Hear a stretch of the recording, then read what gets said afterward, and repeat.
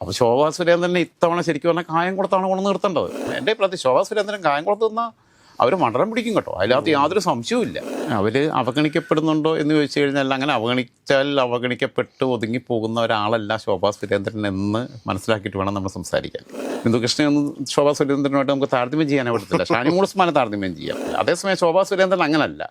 ഈ കന്യാസ്ത്രീകളുടെ വിഷയം ഛത്തീസ്ഗഡിലുണ്ടായപ്പോൾ കന്യാസ്ത്രീകളുടെ വീട്ടിലൂടെ എത്തി സമരമുഖത്തൊക്കെ എത്തുമ്പം യുവമോർച്ചക്കാരിയാണ്. അപ്പോൾ ഈ 50 വയസ്സ് കഴിഞ്ഞാൽ ചേച്ചിയാണെന്ന് നമുക്ക് തോന്നത്തില്ല. അപ്പോൾ 30 വയസ്സിലാണ് നിൽക്കുന്നത്. കണക്കൂട്ടത്തിന് ഇപ്പോൾ 2026 തെരഞ്ഞെടുപ്പിൽ ഇവർക്ക് സീറ്റ് കിട്ടുമെന്ന് വെച്ചാൽ കിട്ടത്തില്ല, വേറെ ആരെങ്കിലും വന്ന് നിൽക്കും. അമ്പലപ്പുഴയിൽ CPM സിറ്റിംഗ് സീറ്റാണ്, കായംകുളം യുവപ്രതിഭയുടെ സീറ്റാണ്, മറ്റേത് H സലാമിൻ്റെ സീറ്റാണ്, ഹരിപ്പാട് രമേശ് ചെന്നിത്തലയുടെ മണ്ഡലമാണ്. ഇവിടെയൊക്കെ ഇവർ വമ്പിച്ച രീതിയിൽ വോട്ട് പിടിക്കും. രാജഭായ് നമസ്കാരം. രാജഭായ്, BJPയുടെ ഒരു പ്രധാനപ്പെട്ട സ്വരമാണ് അല്ലെങ്കിൽ ഒരു വനിതാ സ്വരമാണ് ശോഭാ സുരേന്ദ്രൻ എന്ന കാര്യത്തിൽ ഒരു സംശയവുമില്ല. പക്ഷെ പല സ്ഥലങ്ങളിലും അവർ അവഗണിക്കപ്പെടുന്നുണ്ടോ എന്നൊരു സംശയം എനിക്കുണ്ട്. എന്താണ് ഇതിനെക്കുറിച്ച് പറയാനുള്ളത്?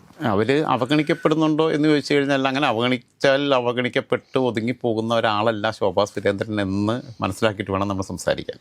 പിന്നെ സിബി പറഞ്ഞതിനകത്ത് ചില തിരുത്തുകൾ വരുത്താനുണ്ട്. BJPയിലെ പ്രധാനപ്പെട്ട വനിതാ സ്വരം എന്ന് പറയരുത്, BJPയുടെ കേരളത്തിലെ ഏറ്റവും പ്രധാനപ്പെട്ട സ്വരങ്ങളിലൊന്നാണ്.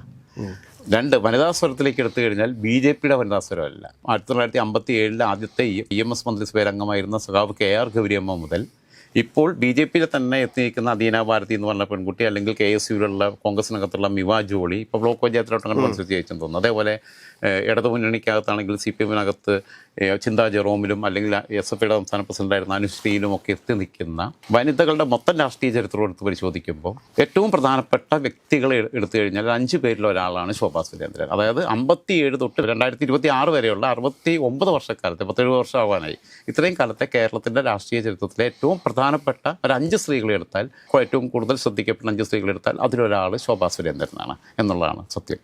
അതിൽ തന്നെ KR ഗൗരിയമ്മയെ പോലെ അഗ്രസീവാണ് ഈ ശോഭാ സുരേന്ദ്രൻ. ഇപ്പോൾ CPMനകത്ത് എന്ന് പറയുമ്പോൾ KR ഗൗരിയമ്മയ്ക്ക് ശേഷം നമ്മൾ പിന്നെ സുശീല ഗോപാലൻ സഖാവ് വന്നിട്ടുണ്ട്. അതിനുശേഷം ശൈലജ ടീച്ചറുണ്ട്, ശ്രീമതി ടീച്ചറുണ്ട്, വീണ ജോർജിനെയും ബാക്കിയുള്ളവരൊക്കെ വിട്ടുകളഞ്ഞേക്ക്, R ബിന്ദുവിനെയും വിട്ടുകളയാം. അതേസമയം ശൈലജ ടീച്ചറും ശ്രീമതി ടീച്ചറൊക്കെ പാർട്ടിയുടെ കേന്ദ്ര കമ്മിറ്റി അംഗങ്ങളായിട്ട് പ്രവർത്തിച്ചു കൊണ്ടിരിക്കുന്നവരാണ്. അല്ലെങ്കിൽ കോൺഗ്രസിനകത്ത് എടുത്തു കഴിയുകയാണെങ്കിൽ സാവിത്രി ലക്ഷ്മണൻ, പിന്നെ M കമലം തുടങ്ങിയിട്ട് എത്രയോ പേര് കോൺഗ്രസിനകത്ത് നിന്ന് സ്ത്രീകൾ വന്നിട്ടുണ്ട്. റോസക്കുട്ടി ടീച്ചർ അങ്ങനെ തുടങ്ങിയിട്ടുള്ള എത്തി ഷാനിമോൾ ഉസ്മാനിലും ബിന്ദുകൃഷ്ണയിലും എത്തി നിൽക്കുകയാണ്. ബിന്ദുകൃഷ്ണയൊന്നും ശോഭാ സുരേന്ദ്രനുമായിട്ട് നമുക്ക് താരതമ്യം ചെയ്യാനേ പറ്റത്തില്ല. ഷാനിമോൾ ഉസ്മാനെ താരതമ്യം ചെയ്യാം, കുറച്ചുകൂടെ ഡിഗ്നിറ്റി ഉണ്ട്. ഇപ്പോൾ ലീഗിനകത്ത് ഖമറുന്നീസ അൻവർ, നൂർബിന റഷീദ്, അങ്ങനെ ഒരുപാട് പേര് വന്നിട്ടുണ്ട്. ഇതെല്ലാം എടുത്ത് നോക്കുമ്പോൾ ഏറ്റവും അറ്റാക്കിങ്ങിലേക്ക് പോകുന്ന, ആണുങ്ങളെ വെല്ലുന്ന പോരാട്ട വീരത്തോട് കൂടിയിട്ട് എത്തി നിൽക്കുന്ന ആളുകൾ എന്ന് പറഞ്ഞാൽ അത് KR ഗൗരിയമ്മയ്ക്ക് ഉണ്ടായിരുന്നു. ഗൗരിയമ്മയ്ക്ക് ശേഷം സുശീല ഗോപാലൻ സഖാവൊക്കെ കുറച്ചുകൂടെ ഒതുങ്ങിയ ടൈപ്പായിരുന്നു. ഈ ശോഭാ സുരേന്ദ്രൻ നമുക്ക് ഒരിക്കലും പ്രഡിക്റ്റ് ചെയ്യാൻ പറ്റത്തില്ല. ഈ ശോഭാ സുരേന്ദ്രൻ്റെ ഏറ്റവും വലിയ ആനുകൂല്യം എന്താണെന്ന് വെച്ച് കഴിഞ്ഞാൽ അവരെ ശ്രദ്ധിച്ചിട്ടുണ്ടോ, അല്ല അടുത്ത വീട്ടിലെ ചേച്ചിയെ പോലെ തോന്നുന്നു ആൾക്കാർക്ക്. തീർച്ചയായിട്ടും അങ്ങനെ തോന്നുന്നത് ഒരു രാഷ്ട്രീയ നേതാവായിട്ടല്ല തോന്നുന്നത്. അവർ അടുത്ത വീട്ടിൽ, നമ്മുടെ അടുത്ത വീട്ടിലെ ചേച്ചി നമുക്കെന്നും ഞാനൊന്നും ഒരു ജീവിതത്തിൽ നേരിട്ട് കണ്ടിട്ടില്ല. പക്ഷേ അവരുടെ ഒരു സിംപ്ലിസിറ്റിയാണ്, അവരെ ഡ്രസ്സിങ്ങിനകത്തും ബാക്കിയുള്ളതിനകത്തും പെരുമാറ്റത്തിനകത്തും ഒക്കെ അങ്ങനെ തന്നെയാണ്. നമുക്കിപ്പോൾ അടുത്ത വീട്ടിൽ നമുക്ക് പരിചയമുള്ള ഒരു ചേച്ചി എന്നുള്ള ഇതാണ് വോട്ടർമാരെ മനസ്സിലേക്കും കയറുന്നത് എന്നുള്ളത്. രാജ്യത്തെ BJP നേതാക്കന്മാരുടെ വനിതാ നേതാക്കന്മാരെ തന്നെ എടുത്തു നോക്കണം. രാജ്യത്തെ വനിതാ നേതാക്കന്മാരെ എടുത്തു നോക്കുമ്പോൾ സിബി ശ്രദ്ധിക്കേണ്ട ഒരു കാര്യമുണ്ട്. ശ്രദ്ധിച്ചിട്ടുണ്ടോ എന്ന് എനിക്കറിയത്തില്ല. ഇപ്പൊ കേന്ദ്രമന്ത്രിയായിട്ടുള്ള നിർമ്മലാ സീതാരാമൻ നല്ല ഒരു സെലക്ഷൻ തന്നെയാണ്. ഒരു പ്രതിരോധ വകുപ്പ് കൈകാര്യം ചെയ്ത ആദ്യത്തെ വനിത ആണ്. അതേപോലെ തന്നെ ധനകാര്യ വകുപ്പ് കൈകാര്യം ചെയ്യുന്ന ആദ്യത്തെ വനിതയാണ്. ഇതൊക്കെയാണ് അവർ പിന്നെ ഈ വകുപ്പുകളൊക്കെ കൈകാര്യം ചെയ്യുന്നു. ഇന്ദിരാഗാന്ധിക്ക് ശേഷം ഇത്രയും പ്രധാനപ്പെട്ട വകുപ്പുകൾ കൈകാര്യം ചെയ്യാൻ അവസരം കിട്ടുന്ന ആദ്യത്തെ വനിതയാണ് നിർമ്മലാ സീതാരാമൻ. സുഷമാ സ്വരാജിന് പോലും കിട്ടിയില്ല. അവർ നല്ല പെർഫോമറാണ്, അവർ നല്ല പിന്നെ കപ്പാസിറ്റിയുള്ള ലേഡിയാണ്. രാഷ്ട്രീയ പാർട്ടിയുടെ പ്രവർത്തക എന്ന രീതിയിലുള്ള കോൺട്രിബ്യൂഷൻ നോക്കുമ്പം ഇങ്ങനെ തിളങ്ങാൻ പറ്റിയിട്ടില്ല. അവരുടെ കഴിവിനെയല്ല, അവരുടെ കഴിവുമായിട്ടൊന്നും ഇവരെയൊന്നും താരതമ്യം ചെയ്യാൻ പറ്റത്തില്ല. അത് വേറെ റേഞ്ചാണ്. അതേസമയം ശോഭാ സുരേന്ദ്രൻ അതിന് എൻ്റയർലി ഡിഫറൻറ്റാണ്. ശോഭാ സുരേന്ദ്രനുമായിട്ട് താരതമ്യം ചെയ്യാൻ പറ്റുന്നതിന് വളരെ അപൂർവമായിട്ടേ ഉള്ളൂ. ഇപ്പോൾ സുഷമാ സ്വരാജ് ഒരു സൈലന്റ് അച്ചീവറായിരുന്നു. സമരമുഖങ്ങളിലൂടെ കടന്നു വന്ന ഒരാളല്ല. ബെല്ലാരിയിൽ പോലും സോണിയാഗാന്ധിക്കെതിരെ മത്സരിച്ചു. പിന്നെ വന്നിട്ടുള്ള സ്മൃതി ഇറാനി എന്ന് പറയുമ്പോൾ അതൊരു ഫേക്കായിരുന്നു സത്യത്തിൽ. പാർലമെന്റിലൊക്കെ അഭിനയമായിരുന്നു മൊത്തം. പിന്നെ അവരാ സീരിയലിൽ നിന്ന് വന്നതിൻ്റെ ഹാങ് ഓവർ ഒക്കെ നമ്മളെ പിന്നെ സുരേഷ് ഗോപിയുടെ അതേ പ്രശ്നങ്ങളൊക്കെ സ്മൃതി ഇറാനിക്ക് ഉണ്ടായിരുന്നു. പിന്നെ അതേസമയം അവരെ പോരാട്ടത്തിൻ്റെ ഒരു മുഖമായിട്ട് നിന്ന ഒരാളായിരുന്നു ഉമാഭാരതി കേട്ടോ, എന്തൊക്കെ പറഞ്ഞാലും. പക്ഷെ ഉമാഭാരതിക്ക് പോരാട്ടം അങ്ങ് കൂടുകയും ചെയ്തു. അവസാനം ബ്രഹ്മചാരിയായ ഗോവിന്ദാചാര്യയുടെ ബ്രഹ്മചര്യവും അങ്ങ് പോയി കിട്ടി, പുള്ളിക്കാരിയുടെ ബ്രഹ്മചര്യവും പോയി കിട്ടി, അവസാനം BJP നിന്നും പോയി കിട്ടി. അതാണ് ഉമാഭാരതിക്ക് സംഭവിച്ചത്. മധ്യപ്രദേശിന്റെ മുഖ്യമന്ത്രിയായിരുന്നു വസുന്ധര രാജ സിന്ധ്യ പറയുമ്പോൾ മാധവറാവ് സിന്ധ്യയുടെ പെങ്ങളാണ്. ഇവന്റെ ജ്യോതിരാദിത്യ സിന്ധ്യയുടെ അമ്മായിയാണ്, ആന്റിയാണ്. രാജസ്ഥാൻ മുഖ്യമന്ത്രിയായിരുന്നു. പക്ഷേ പുള്ളിക്കാരിയും പഴയ ഗ്വാളിയർ രാജകുടുംബത്തിൻ്റെ അംഗം എന്നുള്ള രീതിയിലുള്ള ഖ്യാതിയിലൂടെയാണ് കടന്നു വന്നത്. ആ ഒരു പേരും പെരുമയും വെച്ചിട്ടാണ് വന്നിട്ടുള്ളത്. അല്ലാതെ രാജ്നാഥ് സിംഗിനെ പോലെ അടിത്തട്ടി പണിയെടുത്തിട്ട് വന്നതല്ല. അങ്ങനെ വരുന്നത് അത് മാധവറാവു സിന്ധ്യ അങ്ങനെ തന്നെയായിരുന്നു. അത് അവരുടെ ഗോളിയർ രാജാക്കന്മാരെന്ന് പറഞ്ഞാൽ അങ്ങനെയാണ് അവരുടെ ഒരു രീതി. അങ്ങനെയാണ് അവിടേക്ക് എപ്പോഴും ആ രാജ കുടുംബത്തോടുള്ള ആദരവും ബഹുമാനമൊക്കെ വെച്ച് നിൽക്കുന്ന പ്രജകളുടെ മനോഭാവത്തോട് കൂടിയിട്ട്. പിന്നീടുള്ളത് ആനന്ദിബെൻ പട്ടേലാണ്. പിന്നെ ഇവിടെ ഗുജറാത്തിൽ മോദി മാറിയപ്പോൾ മുഖ്യമന്ത്രിയായ ആനന്ദിബെൻ പട്ടേലും അല്ലാതെ ഉള്ള രീതിയിലാണ് വന്നിട്ടുള്ളത്. പക്ഷേ ഒരു പോരാളിയായി ഇപ്പം നമ്മൾ ഝാൻസി റാണിയുടെ പോരാട്ടം തൊട്ട് നമ്മൾ കണ്ടുപിടിക്കുന്നുണ്ട്. പോരാളിയായിട്ട് ഒരേ സമയത്ത് പൊതുസമൂഹത്തിൻ്റെ മുമ്പിൽ എതിർ പാർട്ടിക്കാർക്കെതിരെ നിൽക്കുന്നു, സ്വന്തം പാർട്ടിക്കകത്ത് നിന്നിട്ട് പോരടിക്കുന്നു. ഇത് രണ്ടും കൂടെ നടത്തുന്നുണ്ട്. ഇതിനോട് താരതമ്യം ചെയ്യാൻ പറ്റുന്നത് ആകെ കേരളത്തിൽ പറ്റിയ ഒരേ ഒരാളോടെ ഉള്ളൂ. അത് വി എസ് അച്യുതാനന്ദനോടാണ്. വി എസ് അച്യുതാനന്ദൻ ഒരേ സമയം പിന്നെ രാഷ്ട്രീയ എതിരാളികളോട് പോരടിക്കുന്നു, സ്വന്തം പാർട്ടിക്കകത്ത് ഫൈറ്റ് ചെയ്ത് പിടിച്ചിരിക്കുന്നു. എല്ലാ രീതിയിലുള്ള ഒരു പോരാട്ടത്തിൻ്റെ സമസ്ത മുഖങ്ങളും തുറന്നിടാൻ കഴിഞ്ഞ ഒരു അപൂർവ ആളുകളിൽ ഒരാളാണ് ശോഭാ സുരേന്ദ്രൻ എന്ന് പറയാതിരിക്കാൻ പറ്റത്തില്ല. കാരണം അതൊരു അസാമാന്യമായ മെയ്വഴക്കം വേണം എന്നുള്ളതാണ്. സ്വാതി പ്രാച്ചിയൊക്കെ പക്ഷേ പിന്നെ അഗ്രസീവായിട്ട് വൃത്തികെട്ട വർഗീയത പറഞ്ഞു പോയ, അതുകൊണ്ടാണ് പിന്നെ ഒരു സീറ്റ് കൊടുക്കാതിരുന്നത്. അതൊക്കെ അവരെയൊന്നും നമുക്ക് ഈ കണക്ക് കൂട്ടാൻ പറ്റത്തില്ല. അതേസമയം ശോഭാ സുരേന്ദ്രൻ അങ്ങനല്ല.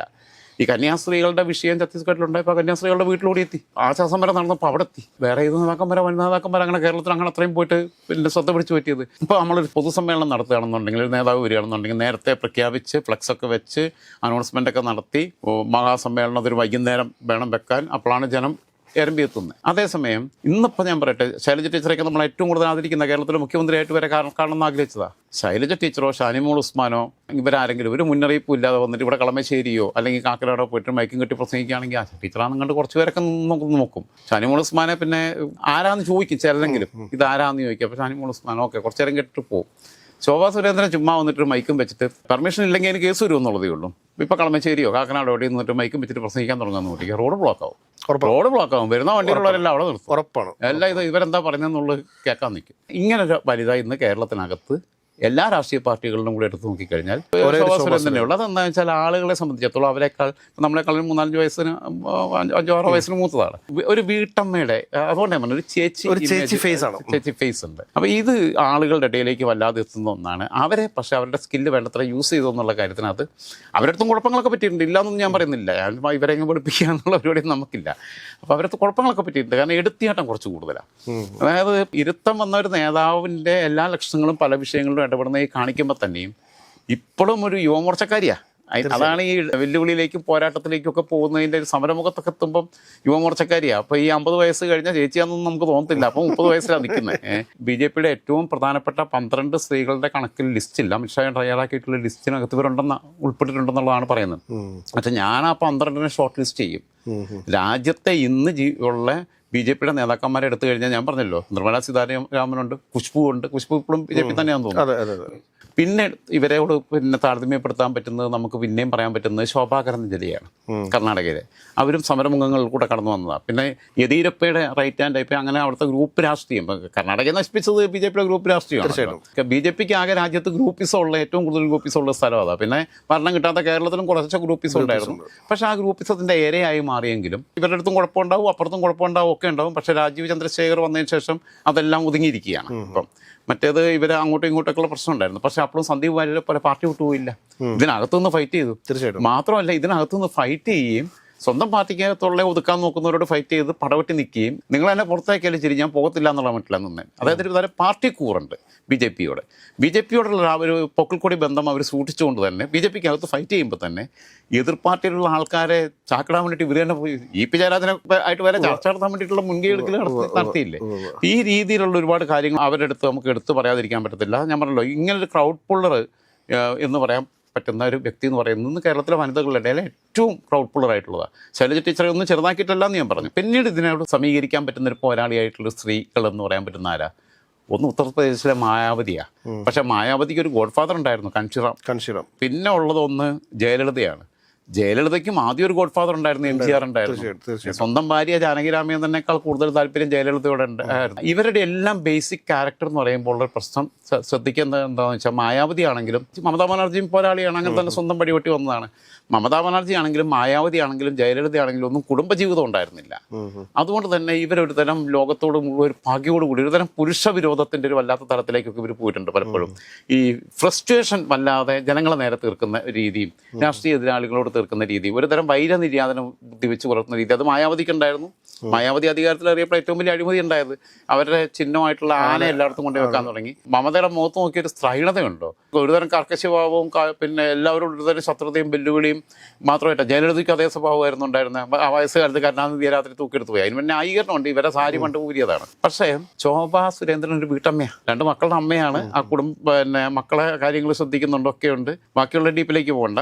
രണ്ടാമത്തെ കാര്യം, ഇവർ BJPക്കകത്ത് വന്നിട്ട് ഇവർ മഹിളാ മോർച്ചയുടെ സംസ്ഥാന പ്രസിഡന്റ് ആയിരുന്നു. അന്ന് എല്ലാവർക്കും അറിയാം മഹിളാ മോർച്ചയുടെ സംസ്ഥാന പ്രസിഡന്റ് ആയിരുന്നു. ഇപ്പം മഹിളാ മോർച്ചയുടെ സംസ്ഥാന പ്രസിഡന്റ്, യുവമോർച്ച അല്ലെങ്കിൽ ഇതിനകത്തുള്ള ആൾക്കാരെ ഒന്നും ഭാരവാഹികളുടെ എല്ലാവരെയും ഒന്നും പേരറിയത്തില്ല, നമ്മൾ ഓർത്തിരിക്കുന്നില്ല. വേണ്ട, SFIയിലും DYFIയിലും ഇപ്പോൾ SFIയിൽ ഒരു പയ്യനുണ്ട്, മെലിഞ്ഞിട്ടൊരു പയ്യനുണ്ട്, ശിവപ്രസാദ്. അവനെ നമ്മൾ കുറേ കാലത്തിന് ശേഷം SFIക്കകത്ത് അങ്ങനെ ശ്രദ്ധിക്കുന്ന ഒരു പയ്യൻ വന്നേ. അവൻ എടുക്കണ നന്നായിട്ട് കാര്യങ്ങൾ പറയുന്നുണ്ട്. KSUവിൻ്റെ സംസ്ഥാന പ്രസിഡന്റുമാരെയൊക്കെ പണ്ടൊക്കെ നമുക്ക് എല്ലാവർക്കും അറിയായിരുന്നു. VS ജോയിക്ക് ശേഷം പിന്നീടുള്ളവരെയൊന്നും നമുക്കൊന്നും ഓർത്തിരിക്കാൻ പറ്റുന്നില്ല. യുവമോർച്ചയുടെ ആരാന്നറിയത്തില്ല. അപ്പോൾ അതേസമയം ശോഭാ സുരേന്ദ്രൻ ഇരുന്ന പോസ്റ്റ് എന്താണെന്നുള്ളത് എല്ലാവർക്കും അറിയാം, ഓർത്തിരിക്കുന്നുണ്ട്. എനിക്ക് ഇവരുടെ ഒരു പ്രൊഫൈൽ എടുത്ത് നോക്കിയപ്പോൾ ഭയങ്കര രസം തോന്നി. 2004 അന്നെന്ന് പറയുമ്പം 22 വർഷം മുമ്പാണ് വടക്കാഞ്ചേരി ഉപതെരഞ്ഞെടുപ്പ്. വടക്കാഞ്ചേരിയിൽ ബൈ ഇലക്ഷനകത്താണ് AC മൊയ്തീനോടും പിന്നെ മുരളീധരനോടും മത്സരിക്കുന്നതെന്ന്. അതിന് മുമ്പ് മത്സരിച്ചിട്ടുണ്ടോ എന്ന് എനിക്കറിയത്തില്ല. 2011 നിയമസഭാ മണ്ഡലത്തിൽ ഇവർ മത്സരിക്കുന്ന എവിടെയാണെന്നറിയോ? പുതുക്കാട് നിയമസഭാ മണ്ഡലത്തിലാണ്. 5 വർഷം കഴിഞ്ഞിട്ട് 2016 നിയമസഭയിൽ ഇവർ മത്സരിക്കുന്നത് പാലക്കാട്.